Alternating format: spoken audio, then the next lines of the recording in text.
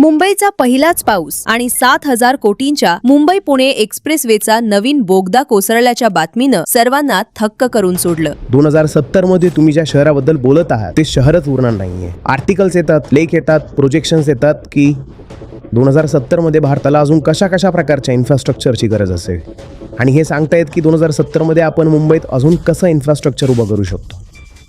2070 मध्ये मुंबई आहे. कोणत्या स्वप्नांमध्ये आहात, कोणत्या विचारांमध्ये आहात? 20 सेंटीमीटर पाण्याची पातळी आधीच वाढली आहे वेड्यांनो. मीन सी लेवल 20 सेंटीमीटर वाढली आहे. 2070 मध्ये कदाचित 100 सेंटीमीटर वाढलेली असेल. तुम्ही कोणत्या लढत आहात? भारताची खूप सारी किनारपट्टीची शहरं पूर्णपणे साफ झालेली असतील. हिमालयातील सगळे ग्लेशियर्स वितळलेले असतील.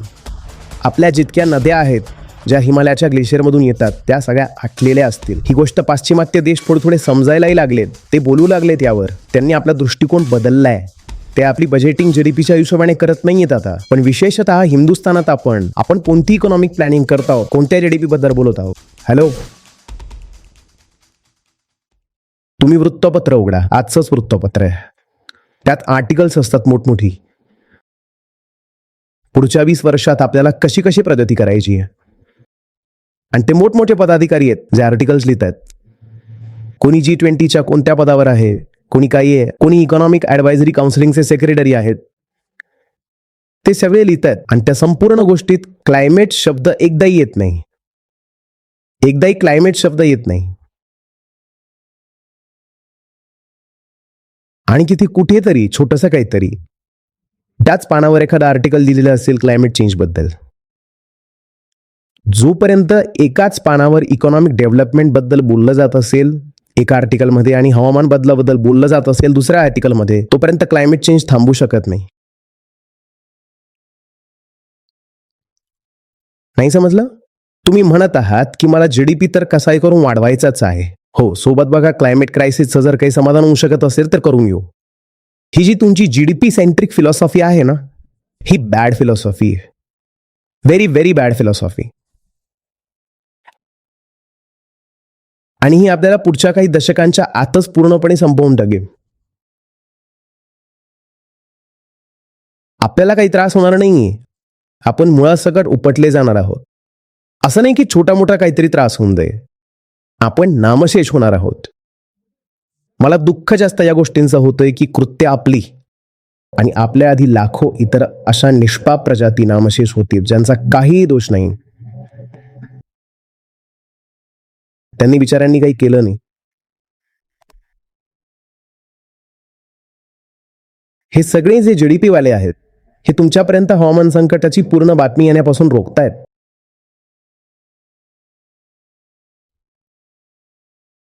तुम्ही विचार तरी करू शकता की दररोज 1000 प्रजाती एक्सटिंक्ट होत आहेत. नामशेष? मी बोललं तर तुम्हाला वाटेल हे तर अवाजवी वर्णन आहे.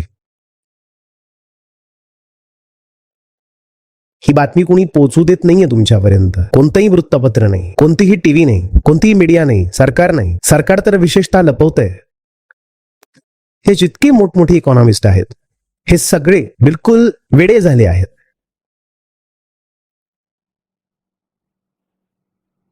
हे अजूनही विचार करतायत की मला जीडीपी वाढवायचा आहे, जीडीपी वाढवायचा आहे. जसं की तुमच्या घरात आग लागली आहे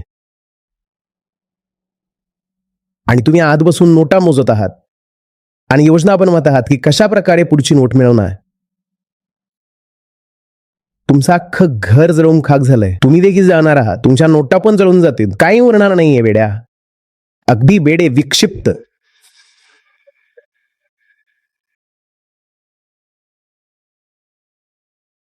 वेळ अशी आहे जेव्हा कोणत्याही संभाषणात जर 2 लोक बोलत आहेत, कोणत्याही संभाषणात क्लायमेट शब्द असणं गरजेचं आहे. कोणत्याही मुद्द्यावर कोणताही आर्टिकल आहे त्यात क्लायमेट शब्द असणं गरजेचं आहे. एखादा चित्रपट बनतोय त्यात क्लायमेट शब्द असणं गरजेचं आहे. एखादा निवडणूक जाहीरनामा आहे त्यात क्लायमेट असणं गरजेचं आहे. एखादा सिलेबस आहे एज्युकेशनल त्यात क्लायमेट शब्द असणं गरजेचं आहे.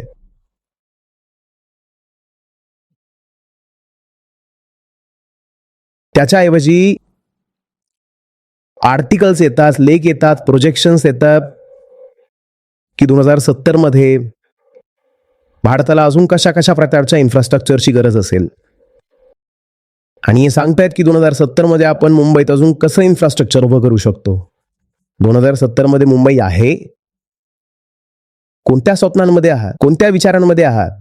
आणि यांनी मोठमोठे प्लॅन्स बनवून ठेवलेत की आपल्याला आम्ही मिनिस्ट्री ऑफ फायनान्सची खूप हुशार माणसं आहोत. हे सांगतात 2070 पर्यंत आम्ही असं असं करून टाकू. 2070 मध्ये तुम्ही ज्या शहराबद्दल बोलत आहात ते शहरच उरणार नाहीये.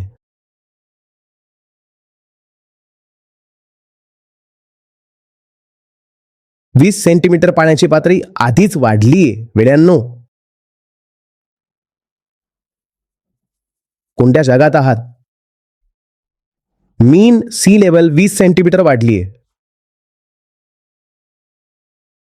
2070 मध्ये कदाचित 100 सेंटीमीटर वाढलेली असेल.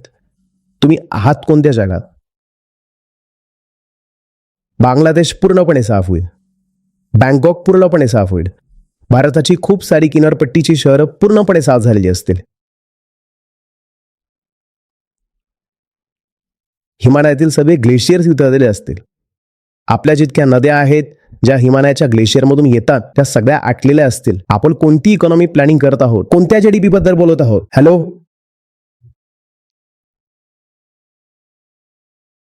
किती आहे मीन आता सी लेवल राईज? अगदी आजचा रेटान या 90% जी उष्णता असते ती समुद्रस्तर ऍब्झॉर्ब करतोय. क्लायमेट चेंजचा सर्वात जास्त मोठा परिणाम जलस्रोतांवर पडतोय, ज्यामध्ये ग्लेशियर येतात, समुद्र येतात, नद्या येतात. नद्यांमध्ये आधी पूर येईल कारण बर्फ वेगाने वितळेल. त्यानंतर नद्या आटून जातील कारण बर्फ उरणारच नाही. समुद्राची पातळी अशी अशी अशी वाढत राहील. इतकी वाढल्याने कुठपर्यंत पोहोचून जाईल? युरोपच्या खूप साऱ्या राजधान्या ज्या किनारपट्टीवर आहेत त्या बुडणार आहेत. त्यांना आहे ते समजतायत या गोष्टीला. त्यांनी आपला दृष्टिकोन बदललाय. ते आपली बजेटिंग जीडीपीच्या हिशोबाने करत नाहीयेत. पण विशेषतः भारतात आपण अजूनही माहित नाही कोणत्या स्वप्नांमध्ये आहोत. आणि क्लायमेट चेंजमुळे जगातील ज्या देशांवर अगदी वीज कोसळणार आहे त्यामध्ये भारत सर्वात पुढे आहे. जे देश पूर्णपणे उद्ध्वस्त होणार आहे त्यामध्ये भारत सर्वात पुढे आहे. त्या छोट्या मोठ्या देशांना सोडून द्यावंस जे की पूर्णपणे द्वीपीय देश आहेत, आयलंड नेशन्स आहेत जे बुडूनच जातील, जसं की मालदीव्स. त्यांना सोडून द्या. त्यांच्यानंतर ज्यांच्यावर सर्वात मोठा आघात होईल ते भारतासारखे देश आहेत. भारत, बांगलादेश, पाकिस्तान.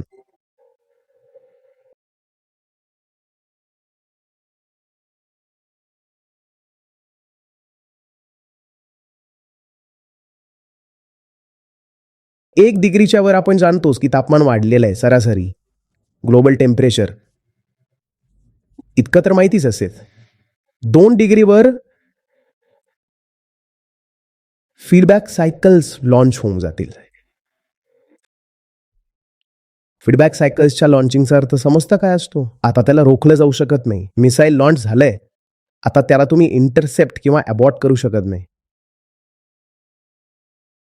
2 डिग्रीवर विषय आपल्या हातातून निघून जाईल.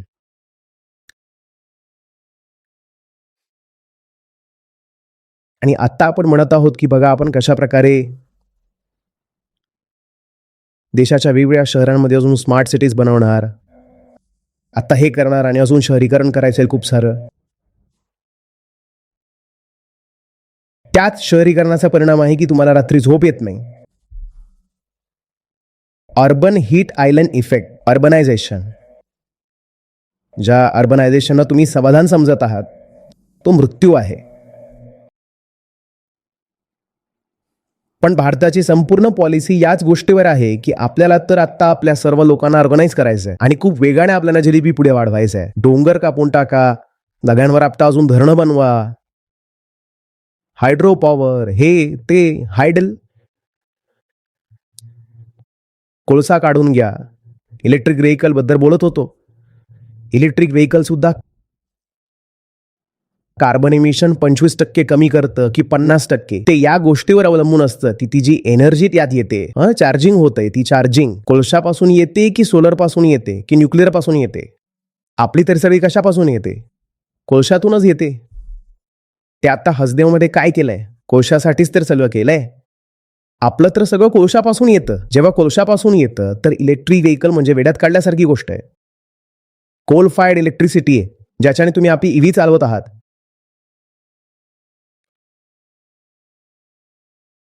काय सोल्युशन आहे? सोल्युशन आहे reduce the urge to consume, आणि त्यासाठी शिक्षणाची गरज असेल. तुम्हाला आनंद होईल की याच उद्देशानं जे आमचं स्वतःचं ॲप आहे ज्यामध्ये आमचे गीता आणि बाकी सगळे कार्यक्रम चालतात, इथे बुद्ध आहेत, गीता आहेत, उपनिषद आहेत, अष्टावक्र आहेत. हे मला मिळालं, माझं आयुष्य बदललं. हे तुम्हाला मिळतील, तुमचंही आयुष्य बदलेल. खरं विचाराल तर म्हणजे लाखो नाही तर किमान हजारो आयुष्य तरी आहे जी पूर्णपणे बदललेली आहेत. 2 लाखांपेक्षा जास्त गीता विद्यार्थ्यांसोबत सहभागी व्हा आचार्य प्रशांत ॲपवर. पहिला महिना पूर्णपणे फ्री. गीता मिशनचा संपूर्ण एक्सेस. ॲपवर तुम्हाला मिळतील नियमित लाईव्ह सत्र, प्रत्येक दिवशी आचार्य प्रशांत यांचे विशेष संवाद, गीता कम्युनिटीचा एक्सेस, गीता परीक्षा, निवडक बातम्या, ऑडिओ बुक्स, कोट्स आणि बरेच काही. गुगल प्ले स्टोअर किंवा ॲपल ॲप स्टोअरवर आचार्य प्रशांत सर्च करा आणि आत्ताच डाउनलोड करा.